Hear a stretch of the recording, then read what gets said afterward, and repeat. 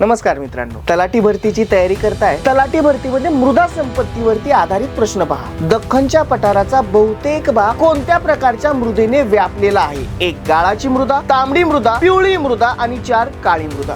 योग्य उत्तर आहे पर्याय नंबर 4 काळी मृदा. महाराष्ट्रामध्ये सर्वात महत्वाची मृदा म्हणजेच दख्खन पठारावरती असणारी ही काळी मृदा. तिने दख्खनच्या पठारावरचा सर्वात जास्त प्रदेश व्यापलेला आहे. बेसॉल्ट खडकापासून या मातीची निर्मिती झालेली आहे. त्यानंतर जांभी मृदा. महाराष्ट्रामध्ये दक्षिण भागात कोकणातील रत्नागिरी असेल, सिंधुदुर्ग, रायगड, पश्चिम महाराष्ट्रातील कोल्हापूर जिल्हा आणि सह्याद्रीच्या घाटमाथ्यावर तेथील डोंगराळ भागात जांभी मृदा आढळते. तसेच गडचिरोलीच्या पूर्व भागात जांभी मृदा आढळते. त्यानंतर तांबडी आणि पिवळसर मृदा. सह्याद्रीच्या पर्वतीय भागात, उत्तर कोकणात तसेच विदर्भाच्या पूर्व भागात वर्धा वैनगंगा नद्यांच्या खोऱ्यामध्ये ही मृदा आढळते. त्यानंतर गाळाची मृदा.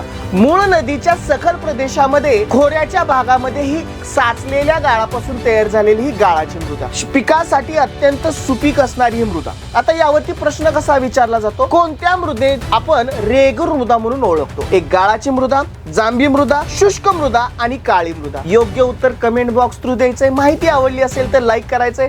चॅनलला नवीन असाल तर फॉलो करायला विसरायचं नाही. धन्यवाद.